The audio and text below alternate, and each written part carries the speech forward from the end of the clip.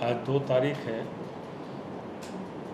यानी आप कह सकते हैं पिछले 2 दिनों से झारखंड प्रदेश डीजीपी विहीन हो गए हैं। हमें लगता है कि देश में शायद झारखंड ही एकमात्र पहला राज्य है जहाँ बिना डीजी के चल रहा है। और डीजी के ऊपर भी एक जिम्मेवारी थी उसके, एक तो पुलिस विभाग के भी थे, सीआईडी के भी थे, एसीबी के भी थे। तो एक प्रकार से ये जो राज्य में पुलिस कप्तान विहीन प्रदेश हो चुका है। और ये हम ही कह रहे हैं, ऐसा नहीं है, चूँकि भारत सरकार ने 22 अप्रैल को ही राज्य सरकार को पत्र लिख दिया है कि वो 30 तारीख को जो यहाँ के डीजीपी अनुराग गुप्ता थे वो रिटायर कर रहे हैं, और 30 के बाद 1 हो गया, आज 2 भी हो गया, लेकिन कोई नई डीजीपी यहाँ नियुक्त नहीं हुआ है। यानी डीजीपी विहीन आज जिला है। और इसलिए हमने कहा कि भाई देश में शायद एक पहला राज्य होगा इस प्रकार के, जहां राज्य में कोई डीजी नहीं, क्योंकि जिनको जिस प्रकार से उन्होंने बना करके रखा हुआ है, तो आज जो भी वो डीजी निर्णय लेंगे डीजी के रूप में, तो बिल्कुल वो विधि सम्मत नहीं होगी, कानून का वो बिल्कुल विपरीत होगा। और ऐसे पदाधिकारी अगर कोई भी निर्णय लेते हैं तो आप समझ सकते हो उसका दूरगामी प्रभाव पड़ता है। उसका निर्णय कहीं से भी युक्ति संगत नहीं होगा, लीगली नहीं हो सकता है, क्योंकि लीगली वो आज के तारीख में डीजी वो नहीं है। उसका स्पष्ट रूप से भारत सरकार का जो पत्र है आप सब देख सकते हैं। मैं कह रहा था कि भाई आखिर अनुराग गुप्ता में क्या खूबी है कि उनको अभी भी वो डीजीपी बना के गैर कानूनी ढंग से रखे हुए हैं। और ये व्यक्ति के बारे में थोड़ी जानकारी लीजिए। जब बिहार के ज़माने में भी उनके ऊपर गया में मगध यूनिवर्सिटी का जो पुलिस स्टेशन है, वहाँ भी इनके ऊपर केस है। वहाँ तो 420 तक का उनके ऊपर आरोप लगे हुए हैं।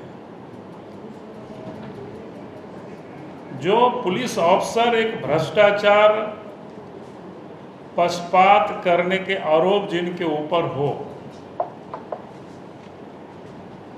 गड़बड़ करने का भी आरोप हो, और हेमंत सोरेन ने खुद जब पहली बार मुख्यमंत्री बने तो 24 फरवरी 2020 से लेकर के 9 मई 2022 तक, अर्थात 26 महीना तक इसको निलंबित रखा था।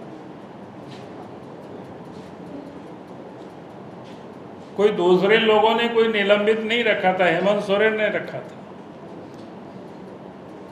और जो व्यक्ति 26 महीनों तक निलंबन रहा और उसके बाद निलंबन समाप्त हुआ, तब फिर हेमंत सोरेन ने फिर नियुक्ति दिया।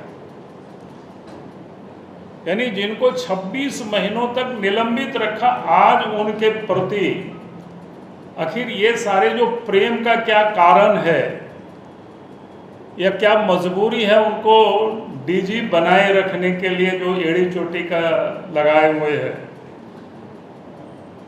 तो उसका हमने पता करने की कोशिश की। आखिर इस अवसर में कौन सी ऐसे पंख है जिसके कारण से हेमंत सोरेन ने इनको यहाँ बैठा के रखना चाहते हैं। तो मैं आज चाहता हूं कि वो सस्पेंशन भी थोड़ा मैं समाप्त करूं ताकि आप सबको ध्यान में आ जाए। आप सबको पता है कि झारखंड में ईडी की जांच चल रही है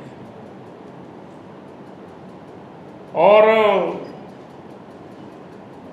ईडी ने भी कई एक भ्रष्टाचार की उन्होंने खुलासा किया और उस भ्रष्टाचार में जो भी लोग शामिल हैं उन सब लोगों को के ऊपर प्रोसिक्यूशन सैंक्शन के लिए जो ईडी ने लिखा है उसमें से लगभग 10-12 अफसर हैं। लेकिन आज तक उन सारे मामलों को रखना, आज तक सरकार ने उसका सैंक्शन नहीं दिया है, बल्कि जो ईडी के द्वारा जो गवाहें थी उन्होंने कई एक गवाहों को के ऊपर दबाव डालना, कई एक के ऊपर तो केस करके जेल में भी डाल दिया है ताकि ये जो पेडिकेंट ऑफेंस होते हैं कि उसको समाप्त करना, यानी जो उनके हिसाब से जो बयान नहीं देंगे फिर उनके ऊपर केस करना। पूर्व में भी आप सबको जानकारी है कि ईडी को डेमोरलाइज करने के लिए उन्होंने क्या क्या किया था कि ST/SC एक्ट के तहत यहाँ मुकदमा भी दर्ज किया गया। वो आप सबके संज्ञान में सिर्फ मैं लाना चाहता हूँ। तो अब समझ में आता है कि इनके साथ जो अंडर हैंड जो डीलिंग है हेमंत सोरेन और अनुराग गुप्ता के बीच, कि आप करप्शन से हमें बचाओ और जो भी लोग करप्शन के विरोध में या करप्शन के लिए लड़ते हुए ईडी को साथ दे रहे हैं ऐसे अफसर, ऐसे लोगों को जेल में डाल देना, उनके ऊपर जो केस मुकदमा है उसको समाप्त करने के लिए दबाव डालना, तो ये आम बात है। जो कि जिस प्रकार से इनको डीजी नियुक्त किया है और जिसका उन्होंने जो आधार दिया है, कोई एक भी उनका आधार पूरा नहीं होता है। क्योंकि इनको चुनाव के पहले इनको एक प्रभारी डीजी बनाया था, आप सब लोगों के जानकारी के लिए। लेकिन इनके ऊपर जो इतनी सारे जो यहाँ फ्रॉड हो, गड़बड़ करने वाला व्यक्ति हो, तो इलेक्शन कमीशन ने इनको हटाया और हटाने के बाद भी आपके संज्ञान में मैं लाना चाहता हूं, जो इससे पूर्व के जो डीजी थे उनको भी प्रभारी बनाया था, लेकिन इलेक्शन कमीशन ने उसको नहीं माना और उसको फिर अस्थाई डीजी बनाया गया, पूर्व के जो डीजी थे। और फिर चुनाव जैसे समाप्त होता है और चुनाव समाप्त होने के बाद हेमंत सोरेन की सरकार, हेमंत सोरेन के नेतृत्व में जैसे ही सरकार बनती है, 28 नवंबर 2024 को फिर से इनको प्रभारी डीजी बनाया जाता है और 2 फरवरी 2025 को इनको रेगुलर डीजी बनाने की घोषणा की जाती है। मैं ये बात इसलिए कह रहा हूं क्योंकि ये 6 महीना का भी वो कोई समय नहीं होता है और इसलिए जो भारत सरकार का मंत्रालय है उन्होंने साफ तौर पर सारे विषय को उन्होंने लिखा है। जितनी भी प्रकार के वो परीक्षण हो सकता है कि वो डीजी रह ही नहीं सकते,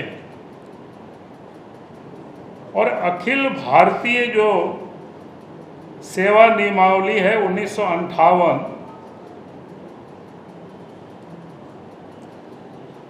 नियम 16(1) के तहत आईपीएस अधिकारी की सेवानिवृत्ति की आयु वो 60 साल निर्धारित है और उसके हिसाब से 30/4/2025 को सेवानिवृत्त होने वाले हैं। तो भारत सरकार ने इनका सेवा विस्तार यानी आगे नहीं दिया, यानी समाप्त कर दिया और इसके बाद भी इनको बनाए रखे हुए हैं। तो आप सबके संज्ञान में ये सारे विषय लाना था।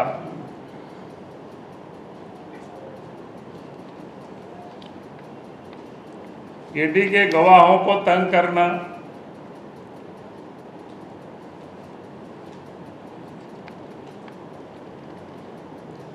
और आप सबके जानकारी के लिए कि इस प्रदेश के अंदर में जब से अनुराग गुप्ता डीजीपी बने हैं तब से कोयला की चोरी में बेहताशा बढ़ोतरी हुई है।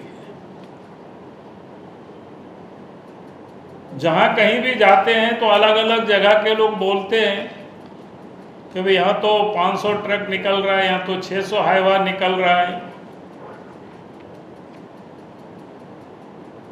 तो जब दूसरे जगह जाते हैं बोलता है कि सर आपको तो ये पता ही नहीं है, यहाँ से तो इतना हाईवा निकलता है। और उसके लिए भी कई एक दलालों को लगा रखे हैं जो सार्वजनिक रूप से लोग बताते हैं। हमने ट्वीट वगैरह में नाम वाम भी डाला है, पता नहीं वो लोग कौन कौन लोग हैं, गाड़ियों से घूम करके वसूली करते हैं बड़ा प्रेम से। तो वसूली का भी वो सारे पैसा हेमंत सोरेन के जेब में भी जाता है। और तभी कोई ऐसे व्यक्ति को जिनकी सेवानिवृत्त हो गए 30 तारीख को, इसके बाद भी बनाए रखना,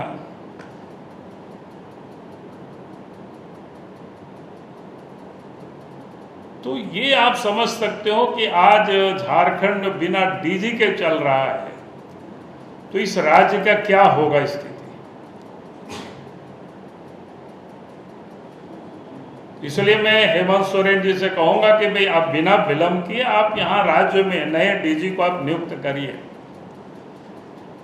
क्योंकि जब तक कोई डीजी नहीं है तो उनके निर्णय को कैसे माना जाएगा कानूनी या लीगल है। सीआईडी के डीजी नहीं है, एसीबी के डीजी नहीं है, पुलिस के डीजी नहीं है, ये कैसे चलेगा। और हमने तो तहकीकात भी किया कि भाई देश में भी कहीं कोई ऐसी घटना है कि आज तक कोई भी इतिहास में नहीं मिला कि इस प्रकार की कहीं कोई घटना हो,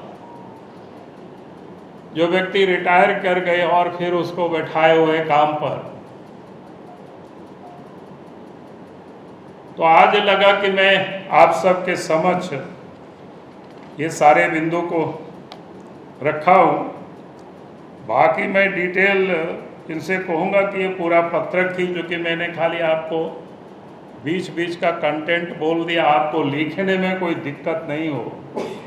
तो इनको मैंने कहा कि वो पूरा पीडीएफ फाइल ही सबको आप दे दीजिएगा बना करके, तो आराम से लोग सब लोग लिख सके, ताकि झारखंड की जनता भी और देश की जनता भी जान सके कि भाई झारखंड कैसा चल रहा है। झारखंड विधि सम्मत चल रहा है, लीगल चल रहा है, कहीं इलीगल चल रहा है।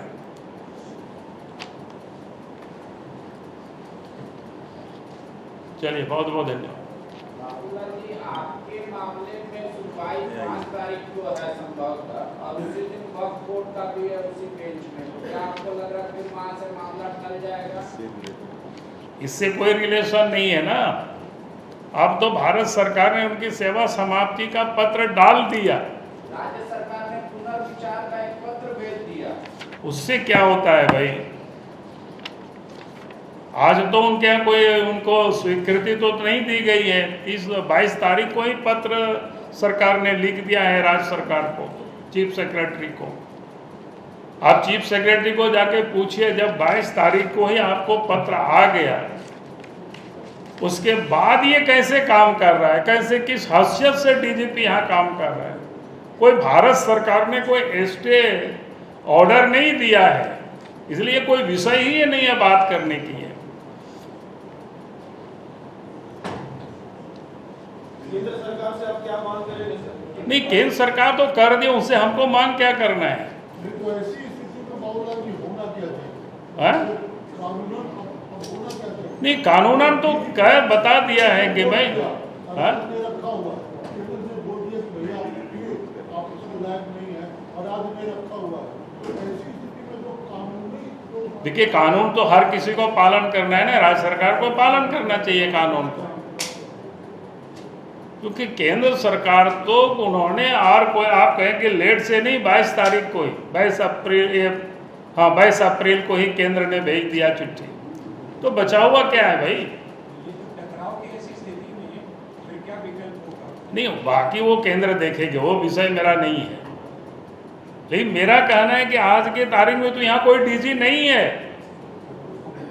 बिना डीजी के चल रहा है, एसीबी बिना डीजी के, सीआईडी बिना डीजी के, पुलिस बिना डीजी के, और फिर ये डीजी किस हैसियत से यहाँ मीटिंग कर रहे हैं? कल भी शायद मीटिंग किया था, बड़का प्रेस रिलीज जारी हुआ तो वो हमारे हाथों में वो भी आया, तो मैंने देखा कि भाई किस हैसियत से मीटिंग कर रहे हैं ये? थोड़ी तो शर्म आनी चाहिए। और जो लोग कानून की बार बार बात करते हैं, उनको तो थोड़ा आना चाहिए कि भाई आप कानून नहीं पालन करोगे, कोई झारखंड देश से झारखंड कोई अलग नहीं है। केंद्रीय मंत्री आने वाले हैं, फिर वो ये विषय नहीं है भाई। सर, उसमें विषय ये कि होगा ईस्टर्न काउंसिल की बैठक होगी, उसमें डीजी, चीफ सेक्रेटरी वगैरह वो सब बैठेंगे बैठेंगे। ये कैसे बैठेंगे? तो डीजी ही नहीं है तो बैठेंगे कैसे? अरे भारत सरकार का गृह मंत्रालय का ही ये चिट्ठी है भाई, होम ऑफ अफेयर्स का, ये गवर्नमेंट का भारत सरकार की पत्र है, कोई मेरा पत्र थोड़ो है ये। सर, अब बैठना चाहिए या नहीं? अरे कैसे बैठेगा? इलीगल आदमी कैसे बैठेगा? क्या बात कर, बैठना चाहिए कि नहीं? आप ऐसे बात कर रहे हो। बाबूलाल जी, वो केंद्र का पत्र तो अगर राज्य सरकार नहीं मान रही है, फिर भी उनको बैठाई हुई है, यही समझ के ज्यादा से ज्यादा आप सैलरी नहीं देंगे, तो आप इस परिस्थिति में क्या करें? अरे क्या करेगा? उसको कैसे बैठाएगा भाई? वो डीजी नहीं है तो नहीं है, रिटायर, खत्म बात है। चलो, गोल, जहां 27 वर्षों के सफर में 17,000 से भी अधिक छात्रों ने डॉक्टर एवं इंजीनियर बनकर भरे सफलता की ऊंची उड़ान, जहां साधारण छात्र भी झारखंड टॉपर्स बनकर बना रहे इतिहास। दूरदर्शी शिक्षाविद श्री विपिन सिंह के मार्गदर्शन में मेडिकल एवं इंजीनियरिंग के लाखों छात्रों के लिए आशा की किरण के रूप में गोल, नेशंस लीडिंग इंस्टीट्यूट। बायोम सिर्फ मेडिकल प्रिपरेशन का संस्थान। बायोम से लगातार दूसरी बार नीट यूजी में 700 मार्क्स पर। 10th पास स्टूडेंट्स के लिए फाउंडेशन कोर्स, 11th पास स्टूडेंट्स के लिए फ्रेशर कोर्स और 12th पास स्टूडेंट्स के लिए टारगेट कोर्स 17 अप्रैल से शुरू हो रहे हैं। कॉल 7360066190 और visit Biome, circular road near women's college and Hinoo, Ranchi. thefollowup.in. Like, share and subscribe. www.thefollowup.in